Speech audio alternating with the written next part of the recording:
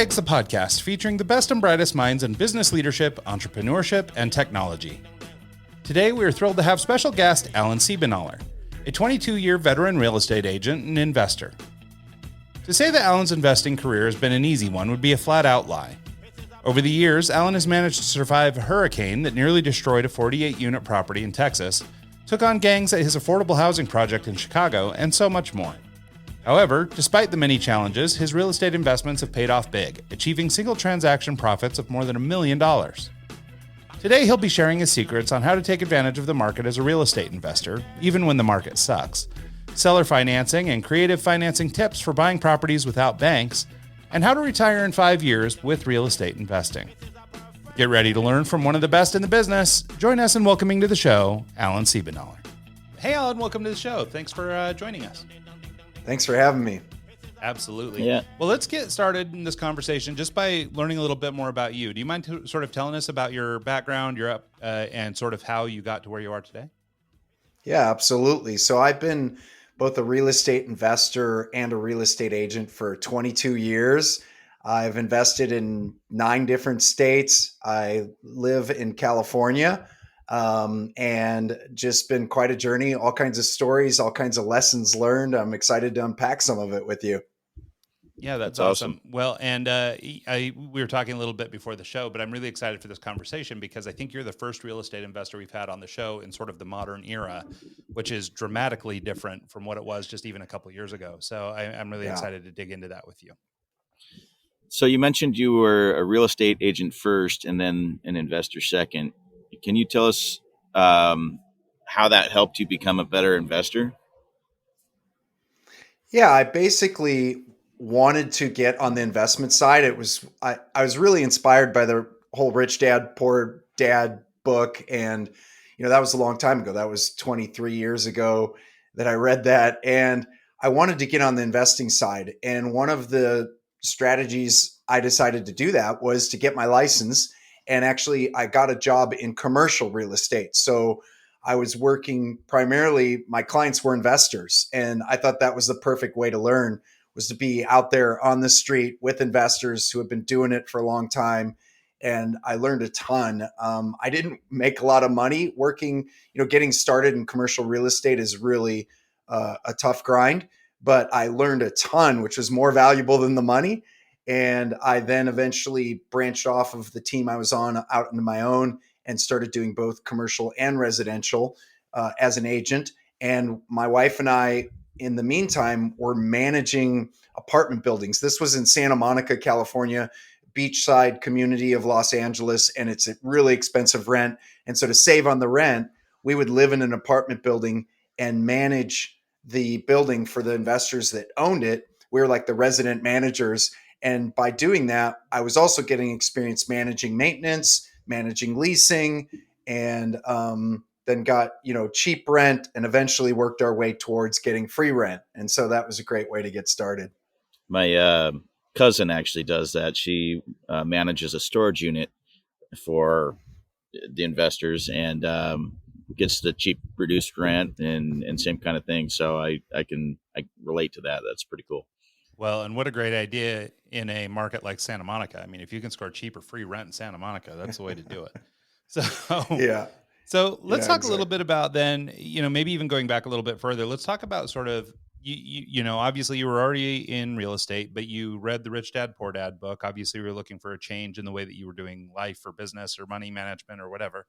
And at some point you had to make a transition from having read the book to acting on that advice. And this is something Mike's probably exhausted of hearing me talk about because it's come up in like the last dozen episodes, because I'm really trying to crack the nut on this read and then apply thing. Because I think that, a lot of people, myself included, do a lot of reading, but tend not to ever really act on the advice. We have the knowledge, we know the things, we've learned the stuff, but we never actually do anything with it.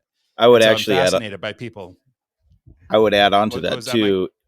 I would add on to this point that the action and actual doing in real estate is a little bit more high risk. So taking that first step is a little daunting for people who haven't done it before. So maybe for sure, talk about your first deal and your first kind of like, oh crap, I just jumped off the cliff. Absolutely. Yeah, I remember that first deal like it was yesterday. So we were doing the management gig. We were saving up some money, and we were moving towards buying our first place in Culver City, which is, I guess at the time it was a bit of a step down in price from Santa Monica, from where we lived, and it wasn't as nice as it is now. And we got approved for zero down financing. This was back Back when, 2006. yeah, it was 2001 to be exact. Oh, okay. 2001, we got approved for zero down financing, and we were so excited. We found this condo, and it had great bones to it. Essentially, it had a good layout. It had two patio decks. It had a good kind of open sort of layout that we really liked. And we made an offer, and it got accepted. And we were just, totally pumped. And then we go through kind of the whole escrow period. And about 5 days before close, US Bank calls us and says, "Hey, we just figured out that you don't actually qualify for the zero down financing. You now need to put 5% down." And at the time, we completely freaked out. We did not have 5% down. It was a $180,000 purchase then, and that was $9,000 that we did not have. I scraped together 3,000 we had in savings. And then I realized that by purchasing the condo, we would also save a bunch of money in our taxes. And I did have a little bit of tax savings set aside. So that was about another 3,000. So I scraped together 6,000, and I was 3,000 short, and I was just sweating. And grandma of all people heard about it and gave us a call and said, "Sweetie, I'm going to loan you 3,000, and really you don't ever have to pay me back." And so we pulled together this $9,000 and pulled it off. But I won't tell you that we weren't scared to death. And it was really, I learned my lesson about lenders, to really be careful, because to pull the rug under us last minute like that is not cool. You can risk your deposit you have in escrow. Just a lot of things can go wrong. But we were able to pull it together and pull it off, and that was a bit of a fixer as well. And we lived in it and fixed it ourselves, and had some friends helping us. So it was that whole deal with our first property. But it was so exciting. We fixed it up, lived in it for a while. Then we moved out of it. We moved back into property management, living in an apartment building for free rent, and we rented that condo out and kept it. And that started our journey as investors. That's what I was going to ask you is, when you buy your first property as a place to live, that's not the income that you want to generate. You're spending for that.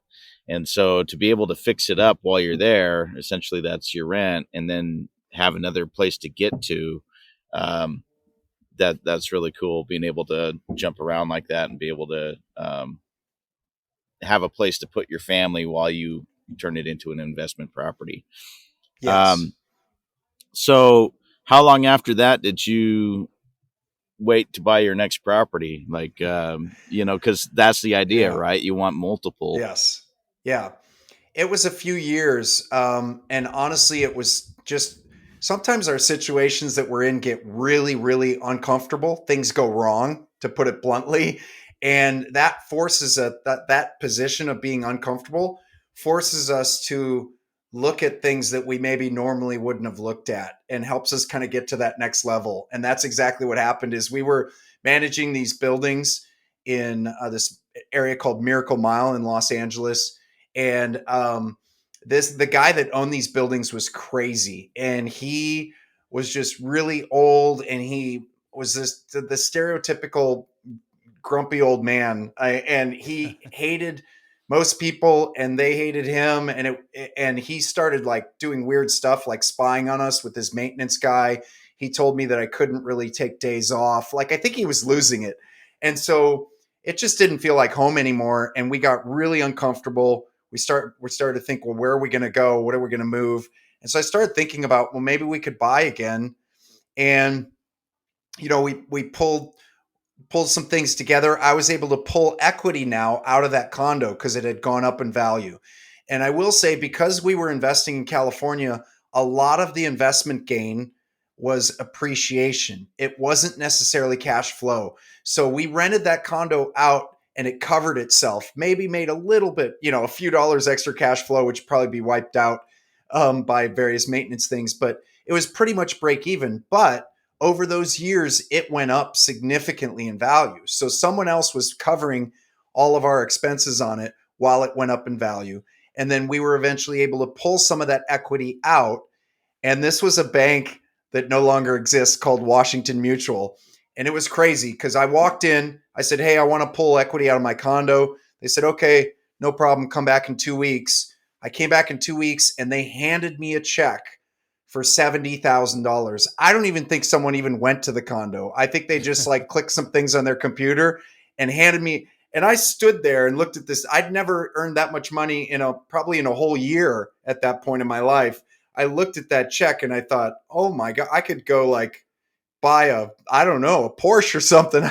And that's what some people did back then. That was 2004. So think about Washington Mutual handing people all these checks, and then they went and they spent it on cars, cruises, vacations, all this stuff where they're not getting any investment value back. They blew the money, and then their homes were all, leveraged to the tilt. And then 2006 and 7 happened and all those homes got wiped out. And then I was on the backside picking them up at foreclosure auctions. But fortunately, I was smart enough and I've made a lot of mistakes, but I was smart enough to take that 70,000 and I put it into a multi-unit property. I bought a 4-unit, and I was able to get 10% down. And then as an agent, I represented myself. So I got a kickback on the commission. And we moved into one of the units. And then we slowly fixed that 4-unit up, made it more desirable because it was pretty run down, and the rents went up on it. And that was our next move. And it was just really an uncomfortable situation that forced me into thinking bigger. Yeah, it's so smart. And I mean, your story there, I think probably illustrates why Washington Mutual is no longer around. I was going to say the same thing. They were one of my banks back at the time too. I had That's the it. bank for a while. That's it. Before they disappeared. I think your story is really interesting, and I like the way that you're going through it sort of in terms of growth, because like I think for a lot of people, they hear these types of people come on different podcasts and they hear the stories of investing and all the riches and all the stuff, that comes. And I think that there's this impulse that we must jump right in and be able to buy a big property. I even like that you're talking about having to buy kind of a fixer upper, it's like you didn't run out and buy something that was already perfect, and so I think that this makes it feel maybe a little less intimidating to your average listener, So yeah. Can you talk about, though, as you're trying to make decisions on some of these properties, and as best as you can, maybe in those early days or more in the way that you might advise somebody today, what sorts of things are you looking for in a desirable property? Like how would I go about picking something that was, reasonable? I mean, if I'm shopping only for something that's, a fixer upper, that might do one thing, and maybe buying something that's too nice does another. So I wonder if you maybe just have some, I don't know, fundamental technique that you could absolutely share here.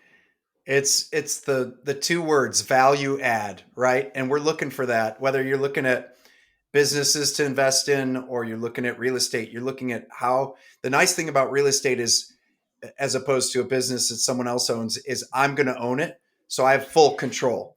I have full control of adding the value to this piece of real estate. So I'm looking for where can I do that? How can I do that? And let me take one step back, because it is intimidating. It's always intimidating, but you learn as you go, and you learn by taking action. And when you get into a situation where you don't know what to do, you can hire people to come in and teach you. Like I got into situations, I'll give you just a stupid one. I got into a situation where this kitchen, the garbage disposal stopped working. And I was just totally frustrated and stressed out. And so I didn't know how to deal with the garbage disposal. So I hired a plumber, and he came out, and I think he looked at the garbage disposal, and he took out an Allen wrench and stuck it underneath and turned it. And the garbage disposal was just jammed, and he unjammed it. It took him 30 seconds, and he charged me $80. And I happily paid him that $80, because do you know how many times I've done that now where I haven't had to call a plumber, right? And so we take action. I got myself into a situation where I had no idea what I'm doing. I had to pay for it, and I had to pay for an expert's time. But now that was 20 years ago, and for the past 20 years, I've probably done that 15 times, and I've fixed the garbage disposal myself. And that's just a little story of learning as we go. But what I'm primarily looking for is value add. And what value add means is a situation where the property as it current stands, there's something I can do to it that will add a lot of value. And ideally, it's something I can do that is not super difficult. The more difficult and the more time it takes, the more risk for me. So an example might be, I'll give you an easy one on an apartment building. On an apartment building, we identified that it had a lot of closet space in these apartments, but it had no laundry in the apartments. It had common laundry rooms. And we figured out that if we ran some plumbing to one of the closets in the apartments, we could add a washer and a dryer into each apartment. And everyone knows that if you have your washer and dryer in your apartment, it's so much more desirable than going down to that, community laundry room where someone might take your stuff in the dryer and throw it on the floor. And so we ran the pricing to add it. How much does it cost to add? How much value will that add to the apartment? And how quick to get our money back from adding it. So if it's $1,000 to add and we know it's going to get us an additional $75 a month, well, we're almost getting our money back just in the first year of after we've done it, right? After we've spent that $1,000, the rent goes up $75 a month. The first year we're getting that money back. Then after that, it's all gravy. It's all profit. And so there's different things. If it's a home you're going to live in, maybe you can add a bathroom into the current, the easiest way to add a bathroom, if it's in the current footprint of the house, you don't have to build out into the yard and get all kinds of approvals. Maybe there's a way to do it, or to change the layout on a property. Just now, what we did is we ripped down a wall and opened the kitchen up. So now you have an ocean view from the kitchen. So there's different things like that where ripping a wall down sounds complicated, but it wasn't. We were able to do it and get approval just with our engineer contractor guy to add a beam, a support beam. You want to check that out so the ceiling doesn't fall. But just different things like that where you can add value to the property. Yeah. Our family growing up has done this, but they haven't done it for investment properties to rent and stuff. It's their personal properties. And every house I've lived in throughout my whole life, we've moved in and fixed up over the course of 3 or 4 years, sell the property, move to another property, do the same thing. And so I've seen that in my own life from my parents' example. But they never took the leap of doing it in an investment way and having tenants, more than maybe they had a duplex at one point and it burned them a little bit. And because of that, they never really did it again. I think they kind of like touched the fire and was like, nope, not really interested in that. What are your thoughts on buying to hold or buying to flip? We just did a property in Nome. A buddy of mine had a outside investor. He got the capital to pay 100% down, and we flipped it over the course of a summer. And I don't think the profit margin was that good. I think he made a little money, but it was almost more work than worth. Do you invest in flips or do you invest in long-term rentals? Yeah, good question. I've done all of them. I've done them in different states. I've done both buy and holds and flips in different states. And I'll say this, flipping is really hard work. It's really intense. You have to be on top of your numbers. You have to be on top of your time frame. Your crew has to be really skilled. And it's not as forgiving as buying and holding, or what you were saying your family did. The most forgiving is the model, the first one you ran through with your family growing up, is if you're going to buy a home to move into and you can identify ways to add value to it. If you make some mistakes there, it's okay, right? They'll iron out over time. You can iron them out, whatever. If you're flipping, you've got a time frame, you've got a window. Your money is costing you to, that time is costing you money. And any mistake that you make is also costing you money, and that's coming off of your profit that you're going to make. And so it's much more intensive. It's much more involved. And then with buy and holds, there is as well more forgiveness. Sometimes what we'll do is we'll go into a flip, or at least I've seen people do this. It's rare I've done this, but you'll go into a flip and maybe you've spent too much money or you're not able to sell it for the price point you want to. You might be able to transition it into a hold. So you can also run those numbers. We often do that where you'll run the numbers, say, okay, well, let's go into this as a flip and see if we can get out of it and make a quick profit. But if not, what would it look like if we rented it? And if both situations look good, well, then that's a pretty good situation, right? Because you've got two exit strategies, both of which could be profitable. Buy and hold is where you build wealth. So if you know anyone that's owned real estate for more than 10, 20 years, they've built wealth with it, right? And as long as you don't screw it up or, pull too much money out of it or whatever, if you're conservative, you buy it right, you pay that mortgage down, or you have someone else pay it down for you by renting it out, and you hold it for a long period of time, you're going to build wealth.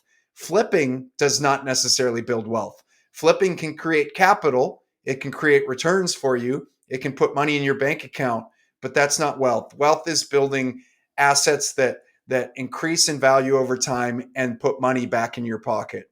And so that's some of the big differences to me. Yeah, no, I love that. I think that's really good advice. I wanted to talk to you. I mean, I guess this will sort of parlay into wealth generation, but I wanted to talk to you about people who maybe want to start looking into investing nowadays. So, obviously, the early part of your story was in, I guess, what you would look at today and call a pretty prime time for for buying homes. $180,000 for anything in Los Angeles at this point is not even a doable conversation. And so, I mean, God, you couldn't even stay in a friend's room for that, probably. And so, but I wonder if we could talk a little bit about just sort of, how the environment's changed. And as far as it pertains Yeah. to wealth generation, the old adage, the buy low, the sell high, like I don't know that those Yeah. opportunities exist today. And maybe there's such a thing as these houses that are all overpriced now becoming worth more. But it seems like there's Yeah. probably more of a dip in the future than there is a giant, or a giant, growth. So maybe it's better to wait or whatever. I don't know. But maybe you could talk a little bit about the strategy of getting started investing today. Love it. Absolutely. Yeah. Unaffordability is an issue right now, right? Nationwide. And then when you're on the coast, especially where I am on the coast, California, it's an extreme issue. And then you have interest rates that are high. You have an environment where prices are high and interest rates are high. And a lot of people are just like, I'm out. Like, I'm just going to wait. I'm going to sit on the sidelines, right? And as an investor, I love that. To be honest with you, the more people that are out of the game, the better for me.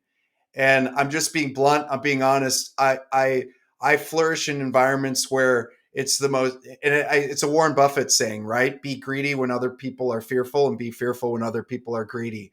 Um, and that I think another one of his sayings is, when there's blood in the streets, that's when it's the best time to buy. And I really have seen that in the market cycles over the past few decades. Is some of the best opportunities to buy is when there's the most discouragement in the market. And so then the question is, okay, well, that's all cute, Alan. How do you buy when prices are high and interest rates are high? And I would say it's a skill set. I mean, what we do in real estate investing is very much a skill set, like any other skill set. And so you learn strategies and you adapt to the market that you're in, and you figure out what are the strategies and what are the skills that work. And so in a market where prices are high and interest rates are high, you adapt and possibly use creative financing is one strategy. So the property I'm in right now in Santa Barbara, we had the seller finance it. And I bought this property 5 years ago, but at the time I was leveraged heavily into an apartment building construction project. I had multiple things going on. And I did not look good to a bank because I had so much money going out into development. And we found this property. And at the time, I got to be honest with you, I was like, it's not a good market to buy in. It's just too hot. Prices are high. It's same old, same old. And this property was really, really run down. And it was, just to be honest with you, almost $1 million. And I'm like, and I'm from St. Louis, Missouri. I'm from the Midwest. So I get it. And I'm scratching my head going, I can't believe I'm going to pay $1 million for a property that most people would just bulldoze and tear it down. But we saw the potential. It had a guest house that could be fixed up. It had, all kinds of potential, had a decent piece of land. And we asked the seller to finance us, and he agreed. And so I didn't have to even use a bank. I literally made my monthly payments to him, like paying rent. The down payment I got from selling another property, but I had a private party lend me the down payment temporarily while I sold the other property because I needed it quickly. So I explained to them, hey, look, I'm selling that property over there. And they could clearly see that there was value in the property I was selling. They lended me the down payment to give to the seller. So I essentially bought this property with zero down. I eventually pulled the money in and paid off that private party from selling the other property. But the initial purchase was zero down because I pulled money from a private party for the down payment.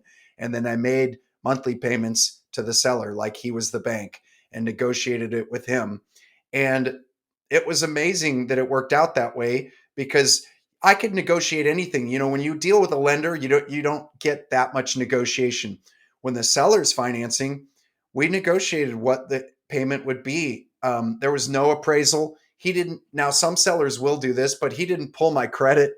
He didn't check my tax returns, nothing. He just knew that he was getting his down payment, which was 20% down, and that he was going to get a monthly check. And I explained it to him. I said, hey, it's a win for you because not only am I going to give you your purchase price, but you're going to get interest on top of it. And you're going to get a monthly check that'll just be interest. And he liked that. He was 80 years old. He owned the property free and clear, which is an ideal seller finance situation, as someone who's owned the property for a while. And he loved the fact that we were going to fix it up. We weren't going to bulldoze it. It was like an old California farmhouse. And so we told him we liked the charm to it and we were going to restore it. And he loved that story. And so there's just different skills that you can develop to work in the current market that you're in. But the discouragement in the market as an investor gets me excited. The hardest market I've ever been in was like, the one 2 years ago, a year and a half ago, where there's 20 offers on every property. I couldn't buy anything. I just couldn't even compete. I'd submit an offer and they wouldn't even like acknowledge that I existed. And so that's the worst market for me. The best market is the more people sitting on the bench, the better. Right. Well, so it seems like, there's, signs of foreclosures coming. There's, obviously going to be some sort of correction around this whole economy that we've got going right now. But I guess back on that sort of wealth generation point, like, when you could buy a house for 180,000 and then sell it, 25 years later for $1 million, there's some serious wealth to be generated. When you're buying houses, a $500,000 house for $700,000, and that's the whole market. Like, do those houses actually continue to appreciate beyond, do they ever actually become worth what they are in a hyper priced market? In which case, like, if you owned 10 houses that are all overvalued and then eventually they dip, would you actually build wealth? I guess what I'm saying. Yeah, that's a good question. So you really do want to be careful, of over leveraging yourself, right? And so you want to be conservative, and again, you want to buy right, you want to pay down and hold, and that's where you create wealth. And so paying down the mortgage, um, having that cushion, like I did exactly what you're describing happened to me. So I bought in 2006 an apartment building in Oklahoma. And then I also bought another apartment building in 2007 in Texas. Those were both kind of at the exact peak of the real estate market because I fortunately sold in California in the peak, but I also bought in the peak in those two states. And so then 2008, 9, and 10 happened and real estate market bombs, and people were concerned for me because they're like, "Hey, we know you bought those apartment buildings. How's it going?" And for me, I said it doesn't matter. Even if they've gone down in value, I don't care because I'm not selling right now. What I'm looking at is the income on the property, and the rents didn't go down at all. And you'll find that during a recession, rents might go down a little bit, but rent doesn't go down that much. So rent is always a cushion. It's always kind of pushing, holding some sort of stability to the real estate market because you can run those numbers. You could say, okay, well, what if I buy this property, and what if worst case scenario, the market does go down, which I don't see anything happening that soon. We can talk about the future. But if the market does go down, you want to ask yourself that, then what are my exit strategies? What could I rent it for? And is that amount enough to cover my bases, or at least get me in a position where I can hold on if I need to hold on? If that rental amount is way too low and you're going to be bleeding every month, and let's say you have to move, you have a job transition or life change and you have to move out of that property, and you're going to be bleeding every month, then maybe it's not the right investment, right? And that's, I think, what you're kind of referring to is what if things go wrong, and you want to run those scenarios. I love running worst case scenarios. I think that's part of being a smart investor, is shooting holes through your strategy. My wife's brother worked for SpaceX, and he's a computer programmer, and his whole job was to take the code that they were putting together to launch these rockets and try to find holes in it. Just try to hack it and find errors in the code. And I love that thought process, to think, okay, well, here's my idea, and maybe bounce it off of mentors or people that are smarter than you and say, hey, what could go wrong here? And what could I do if something does go wrong? Because something could, right? And so it's nice to have those strategies in place. So in the current market, we're dealing with inflation. And if you can budget your numbers to where your rent income, the passive income that's coming in from, say, your apartment complex, kind of, you're making money even with the high interest rate. Is that a problem to have the high interest rate? Because eventually you could just refinance and get it down. So should you be scared right now about the high interest rate in investing in properties? Oh man. Yeah, see, you're shooting that bullet hole right in there. And that is a major risk right now. And some people are losing their apartment buildings right now. That is an area that's interesting to look at, because what's happened is let's say they bought an apartment building 5 years ago, and they had a 5-year fixed rate that was low.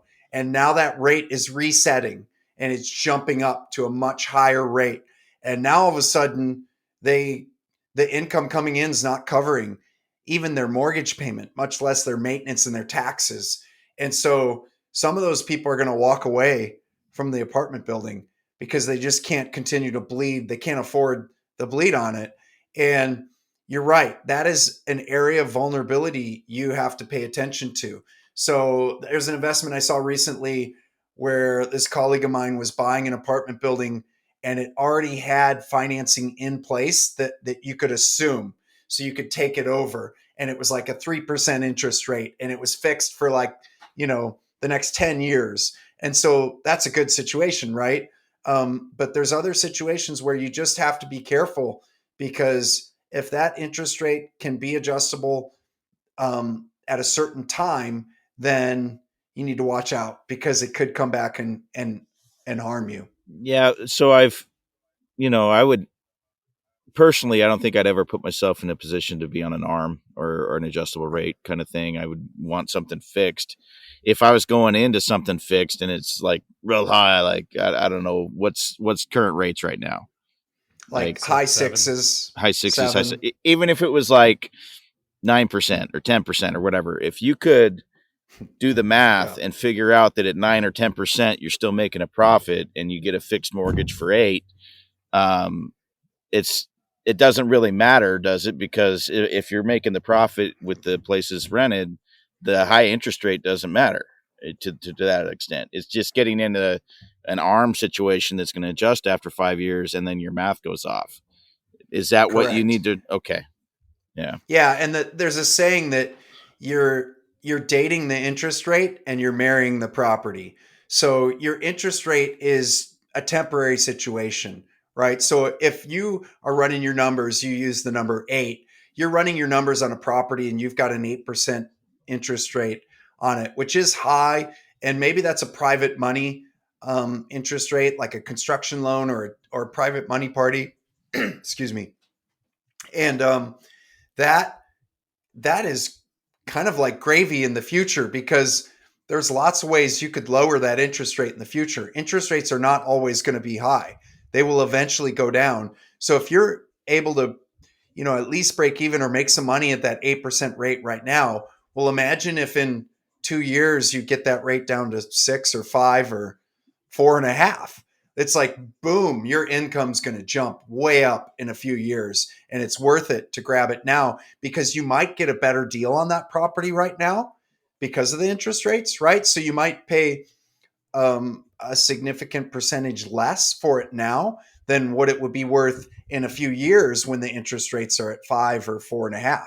And so I think that's a good play. And that's something to definitely watch for, is don't pay too much attention to the interest rate that you just cancel out everything where you actually could have a really good deal that could make you money now and even more money in the future.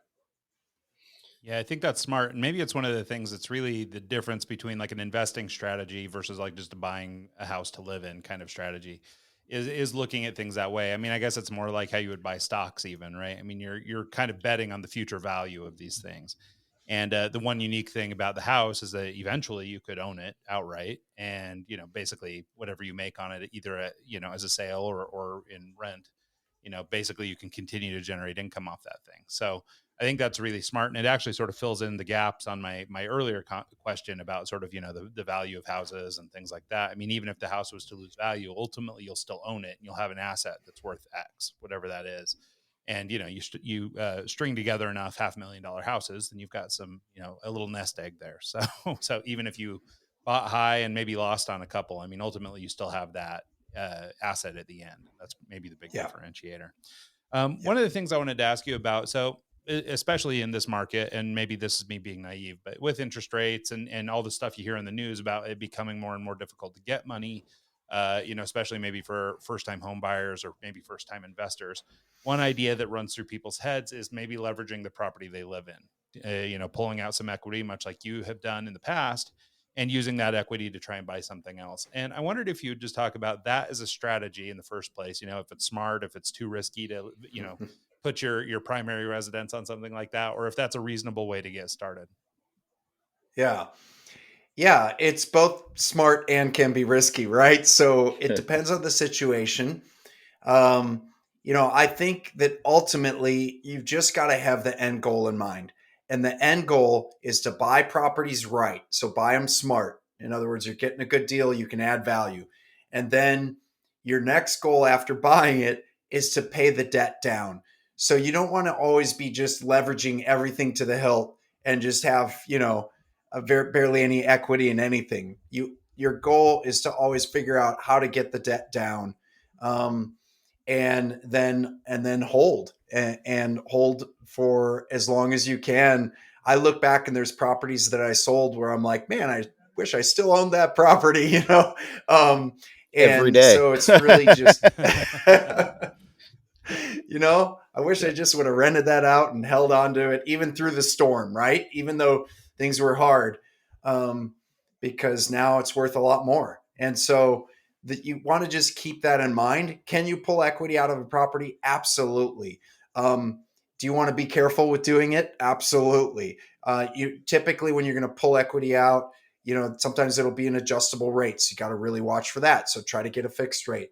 When you have an equity line, you're always looking for ways to pay it off or pay it down, because typically an equity line will be a higher interest rate.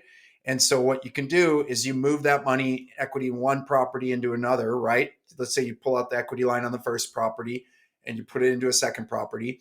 Then hopefully you bought right and you're adding value and you've done some things at that property. Then you can get it reappraised and you can refinance that property and with the refinance, take some money out that pays off that equity line. And now you've got it in really long-term stable debt, right? 30-year fixed interest rate. And again, I know the interest rates are a little higher right now. So I would have my mind on two things. One is either negotiating for the seller to pay down the interest rate. You can have them buy down your interest rate, or just realize that I'm probably going to be in this higher interest rate for 1 to 2 years, and then I'm going to be able to refinance. Most people looking at the interest rates right now are agreeing that we're in a period of maybe another year, maybe two, but that's not as likely, where interest rates, we would consider to be high. And then at some point, they're going to come back down. My concern as an investor is I think a lot of people are waiting for them to come back down.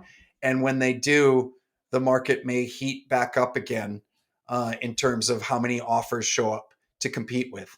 And so I kind of like this season right now. Over the next year, I'm pretty bullish on finding opportunity where someone is sitting on a property they're trying to sell and they're not getting any offers. And so I can negotiate all kinds of angles. I can negotiate price. I can negotiate terms. I can maybe negotiate creative financing. I can do all kinds of things that might make it work for me as an opportunity. Yeah, I love that. And I think, like we mentioned, I think there's going to be a lot of, foreclosure and things like that in the future, or in the nearest future. So it seems like, the big problem that we ran into about a year ago where there was just nothing on the market, or like you were saying earlier, where you had to, you were one of 50 offers on a place, that sort of era, it feels like is maybe going to be behind us, at least for the time being.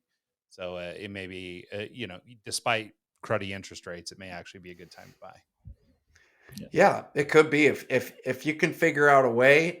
Again, I just feel like for me personally, I'm always shopping because it's kind of like people, so many people are really good at shopping for deals, way better than me. They just, I don't know how they do it. These people like in your life that are like, hey, I found this, whatever they found, car or chair or furniture, and they just find incredible deals.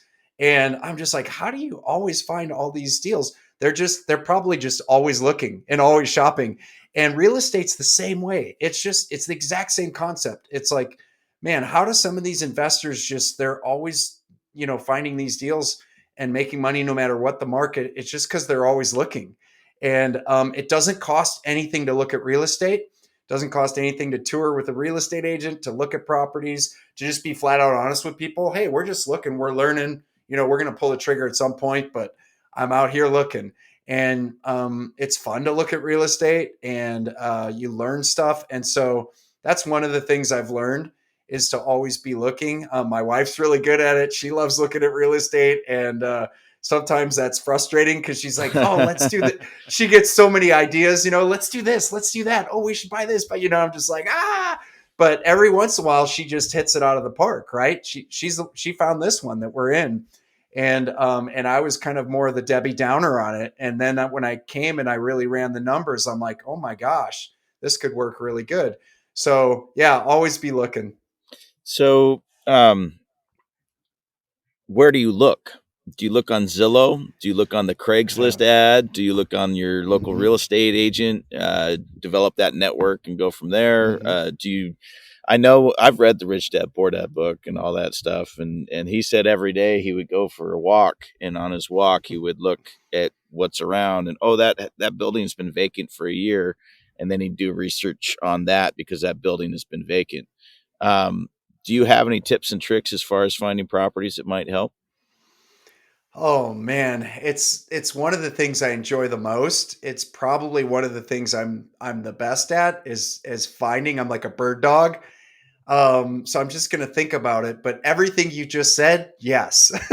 so I mean, you know what I mean? I'm looking like the person that's, again, let's go back to the person that's finding deals shopping. They're looking at thrift stores. They're looking at Facebook Marketplace. They're looking at Craigslist. They're looking at Ross, and they're in Goodwill. Then they're looking at the high end stores, and they're shopping on the internet and blah, blah, blah. They're looking everywhere. And so in real estate, it's the same. Like I'm looking everywhere. Sometimes there's even little things like people that are having estate sales and garage sales. I'd say 30% of the time they're going to be selling their home, right? Oh So yeah. there's little tricks that I've learned over the years. Like I'll go to a garage sale or estate sale and say, "Are you moving?" you know, and sometimes they'll be like, "Yeah, we're moving out of state." And, "Oh, really? You're going to be selling the property?" And just starts a conversation. So there's all kinds of avenues that you can look, and all of them can work. So I wouldn't say there's one that's like the gold mine. It's really just sourcing all of them and finding a way to have fun with it. Yeah. We're almost to that time, but I want to ask one more question in regards to when you find that one or that deal. What kind of numbers do you run mentally to make sure it's a good deal? Yeah, good question. I run numbers, so all different angles. So I want to run numbers on, of course, what could I buy it for? What does it need? How much work would I need to put into it? And that comes with experience, right? So as you as you take action and you do projects and make some mistakes, we all make mistakes as we take action. You learn, and then so what does the property need to get it to the point where I want to get it? And then what are all these different maybe exit strategies, even though one of them may be me moving into it is an exit strategy. But then even moving into it, again, I like running those worst case scenarios. Well, what if all of a sudden I have to move out? What if something goes wrong? What if something goes right? What if I get a job promotion to another state, or, whatever situation people are in? So you can run the numbers of what would it be worth fixed up if you had to sell it? What would it be worth if it was fixed up and you had to rent it? I think those are the two big lanes that you're going to look at. And, then you can basically see your risk from there. And you want to leave a cushion, of course, in all of your numbers. And you can get second opinions. You can get a realtor's opinion. You can get other investors' opinion or your mentor's opinion. And then really just shore in your numbers and feel confident to be able to move forward on that. Yeah, that makes sense.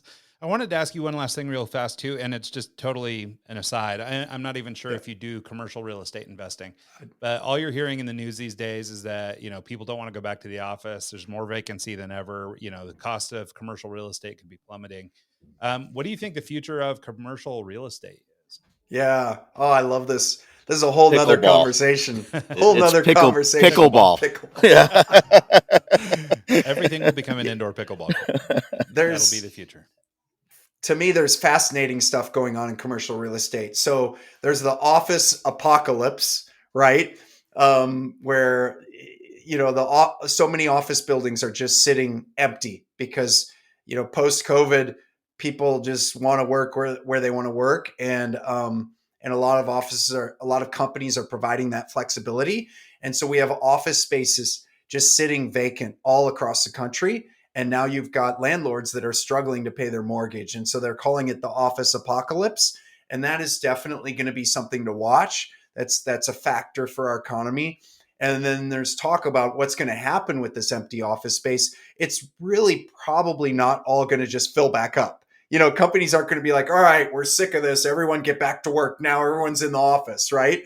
It's just not going to happen. So they're talking about converting office to, and you're already seeing some of this starting to happen in cities, but converting some of that office into residential because we have a housing shortage. But that's not easy to do when a building was built for office to all of a sudden convert it to residential. So that's complicated, but that's a space to watch. Retail is an interesting space to watch. Retail's been hit for, many, many years now because of the whole online retail presence. And so retail is transitioning to more of an experience-based retail. We no longer have the Radio Shacks where you go and buy your widgets. Your widgets now, you just buy all of them online. So retail is becoming more of an experience. It's like now you go to a retail location and you throw axes, or you drink drinks, or you taste wine, or you're having cider or food, or you're building a bear if you're a kid, or it's just all this stuff where it's an experience-based thing. But when these transitions happen, a lot of spaces go empty, a lot of landlords struggle, and there's opportunity for investors to come in and breathe new life into a property. But the biggest one right now is office, and that's a space to watch, because how is that going to affect our economy? How is it going to affect the banks? How many of these properties are going to go under? How difficult is it going to be to transition them to residential? Just a lot of big questions there that are yet to be answered, but it is interesting. Yeah, no, thanks for your insights on that. Yeah, I think it'll be really interesting to see what happens. And yeah, I'm not smart enough to know what the next step for those places are, so I don't know what it'll be, but it'll be interesting to watch for sure. Yeah, yeah. So cool. So as we're kind of getting here to the last couple minutes, do you want to give people a quick place that they can look you up, they can learn more about the work you do, or maybe engage with you if they wanted to? Yeah, absolutely. I'm on YouTube. I have a website. My nickname's Al Siebes. It's ALS like Sam, IE like Edward, B like boy, S like Sam, Al Siebes, and short for my full name, Alan Siebenaler. And I am on YouTube as well under Al Siebes, and I do this. I just talk about real estate. I tell people stories. I love to teach through stories and things I've done right, mistakes I've made, all that good stuff. So, but thank you for having me. Absolutely. I also think that you mentioned that you may have a podcast coming soon. I don't know if it's too soon yes. to plug it. Oh yeah. Thanks for bringing that up. Yeah, it hasn't launched yet. It's going to launch, I think, in the next month or so. We've already pre-recorded 5 episodes. It's called The California Real Estate Investor. And I'm so excited about it because it's this space in real estate investing in California where most gurus in real estate investing they hate California, to be honest with you. They're like, I would never invest there. Price, and I get it. Like, prices are too high and this and that, and it's too liberal, or whatever their reason, tenants have more rights than landlords, whatever their reason, they don't want to invest here. And I've been investing here for 22 years and I've done well. I've seen other people that have done incredibly well. And so we're unpacking stories of real estate investors that have focused on California and what they've done, the mistakes they made and the successes they've had. And so it's a lot of fun. I'm excited about it. That's awesome. Well, yeah. So anyway, thanks so much, Alan. We really appreciate you taking the time to do this. I think it was really good insights and answered a few of my little personal questions that I'd written down here. So thanks so much for taking the time. Thank you. Thanks for having me. Talk to you guys soon. And thanks so much to everybody who tunes into the show this week and every week. We'll see you guys next time.